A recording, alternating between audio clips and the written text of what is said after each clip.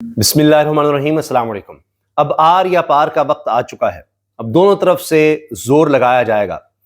ہم اب جو کچھ 3.5 سال میں دیکھ چکے ہیں، اب اس کی پیک آ چکی ہے، اور نظر یہ آ رہا ہے کہ ایک طرف اب تحریک انصاف بڑھ رہی ہے ایک اور لانگ مارچ کی طرف، یہ نومبر میں ہو یا اس سے آگے ہو، چیزیں اسی طرف جا رہی ہیں، پوری تیاری کی جا رہی ہے، بیہائنڈ دا سین چیزیں اسی طرف جا رہی ہیں، جبکہ تحریک انصاف کے خلاف بھی اقدامات اب تیز کر دیے گئے ہیں۔ ایک طرف یہ خبر آئی ہے کہ اب عمران خان صاحب کی کیسز اس طرح نہیں چل رہے۔ اس کی وجہ یہ ہے کہ جب کیس چلتا ہے عدالت میں، جو کہ جیل میں ہی لگتی ہے، وہاں پر عمران خان کو پیش کیا جاتا ہے تو وکلاء سے، فیملی سے کچھ نہ کچھ ملاقات ہو جاتی ہے۔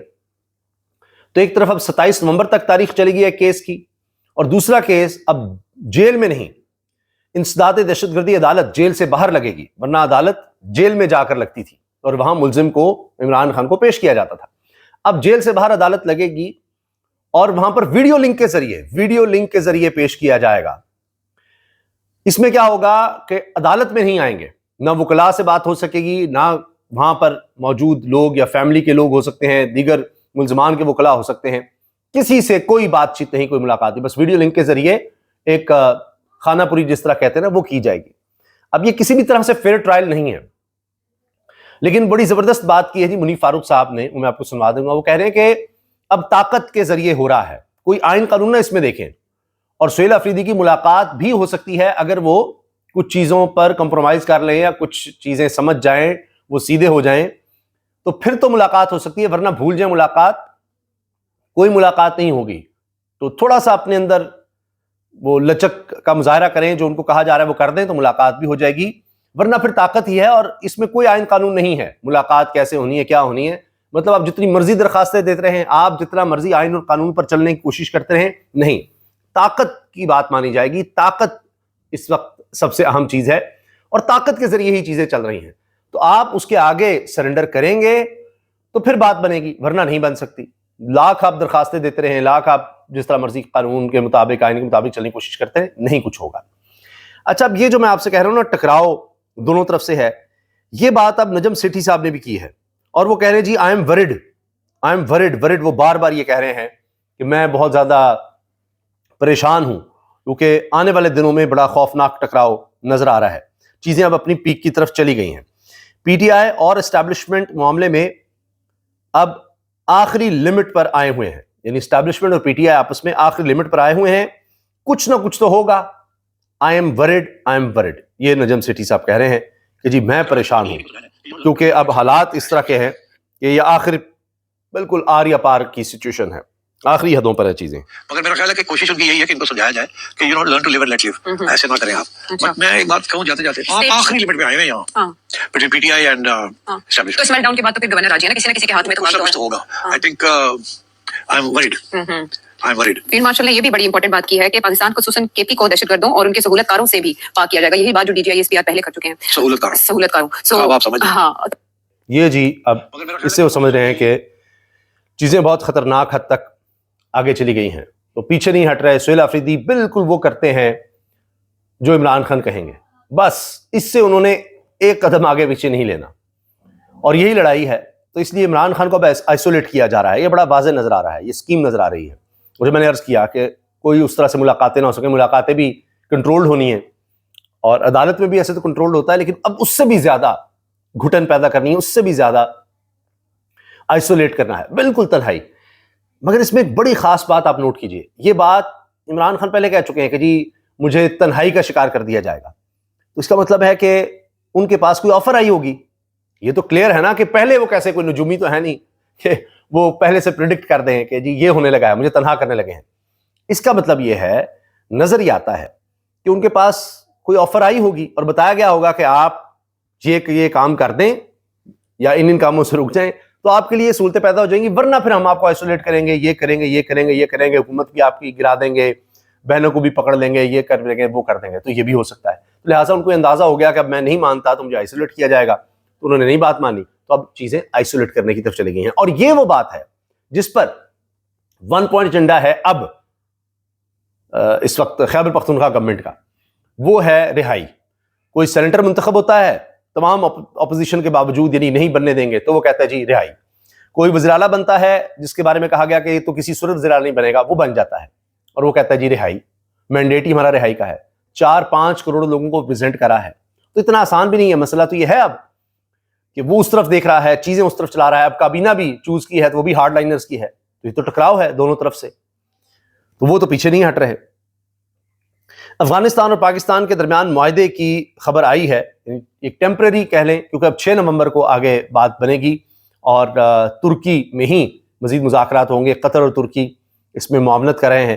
اس میں ایک اچھی بات یہ نظر آئی ہے, ایک تو یہ کہ سیز فائر کنٹینیو کرے گا, 6 کو اب مزید بات ہوگی, اور یہ کہ اگر معاہدے کی خلاف ورزی ہوتی ہے تو اس میں پینلٹی لگے گی. مطلب یہ کہ اب اگر کوئی واقعہ ایسا ہو جاتا ہے جس میں خلاف ورزی ہو رہی ہے تو پھر اس پر پینلٹی دی جائے گی. تو ہم نے تو خلاف ورزی کرنی نہیں پاکستان نے, یہ تو ادھر سے ہی ہوتی ہے. تو اس میں کہا گیا ہے all parties have agreed to put in place a monitoring and verification mechanism that will ensure maintenance of peace and imposing penalty on the violating party. کہ امن رہے گا اور جو پارٹی وائلیٹ کرے گی اس پر پینلٹی ہوگی. اب افغانستان کی طرف سے پھر دہشت گردی ہوگی تو پھر اس پر پینلٹی لگنی چاہیے, یہ بات ہے. تو ہمارے پاس تو ثبوت ہیں. 6 تاریخ کو اب چیز آگے بڑھے گی, تو ایک مجھے ایک کمزور سا بہرحال لگ رہا ہے, لیکن امید اچھی رکھنی چاہیے. البتہ یہ ضرور ہے کہ پتہ ہی لگ رہا تھا کہ مذاکرات فیل, لیکن اسی دوران میں کچھ نہ کچھ تو چلیں خبر آ گئی جو کہ مثبت خبر ہے.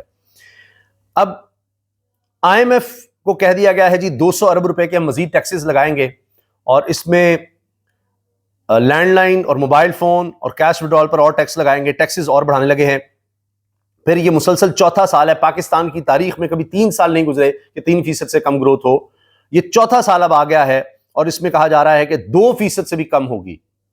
3% سے کم بھی ایک ریکارڈ ہوگا, لیکن 2% سے کم کی پریڈکشن ہے. اور اس میں سب ہیں, Asian development bank, world bank, IMF, سب کا یہ تخمینہ ہے کہ 3% سے اوپر نہیں جانی گروتھ, اور خدا نخواستہ یہ لگ رہا ہے کہ شاید 2% سے بھی نیچے ہو. تو یہ بڑے برے حالات ہوں گے, مہنگائی, بے روزگاری, غربت میں اس کا مطلب ہے بہت زیادہ اضافہ ہونے جا رہا ہے. لیکن حکومت کا کام ایک ہی ہے, آئسولیٹ کرو خان کو, اس کی پارٹی کو چلنے نہ دو خیبر پختونخوا میں, اس کی حکومت نہ رہنے دو. کس طرح ہم گرا سکتے ہیں؟ پبلک سپورٹ اتنی زیادہ ہے, ورنہ تو ہر کوشش ہوئی ہے گرانے کی, مخصوص نشستیں بھی چھین لیں. اب دیکھیے تنقید کیا ہو رہی تھی کہ جی کابینہ میں کسی خاتون کو شامل نہیں کیا. یہ تک نہیں دیکھا کہ خواتین کی سیٹ پر تو تحریک انصاف کی کسی ایک خاتون کو نہیں آنے دیا, اور جنرل سیٹ پر ایک ہی خاتون ووٹ سے منتخب ہوئی تھی, وہ ڈپٹی اسپیکر بن گئی. تو باقی اب خاتون تو ہے کوئی نہیں, تو کہاں سے کابینہ میں شامل کریں, اور وہاں پر ان کو بانٹ دیں گے صرف اس لیے کہ تحریک انصاف پر پریشر ہو, چل نہ سکے ان کی گورنمنٹ, اس پر دباؤ ہو. پوری کوششیں ہو رہی ہیں مرکز سے بھی کہ چیف سیکرٹری ہو, IG ہو, ہم اپنی مرضی کا لگائیں, وہ ان کی نہ سنیں. بیوروکریسی کو اشارے, طلال چودھری کہہ رہے ہیں کہ آپ پر قانون کے علاوہ کوئی حکم ماننا پابند نہیں ہے, آپ قانون کے مطابق کریں. یعنی آپ کو وزیر اعلیٰ کچھ بھی کہے, ان کی کابینہ کچھ بھی کہے, آپ نے وہ نہیں ماننا, آپ نے ہمارے ساتھ چلنا ہے. ٹرانسفر پوسٹنگ ہم آپ کی کر دیں گے, اچھی جگہ آپ کو لے آئیں گے. اگر وہ کہیں گے جی اس کو نکالو, نہیں نکالنے دیں گے. تو آپ تو صوبے کو, اس گورنمنٹ کو چلنے نہیں دے رہے, ان کی ڈیمانڈز پوری نہیں کر رہے, NFC کا اجلاس نہیں بلا رہے, جو فنڈز کہتے ہیں وہ نہیں ان کو مل رہے. تو ٹکراؤ تو پھر یہ پیدا ہو رہا ہے, اور یہ جھگڑا بڑھنا ہے, اور لڑائی تیز ہونی ہے.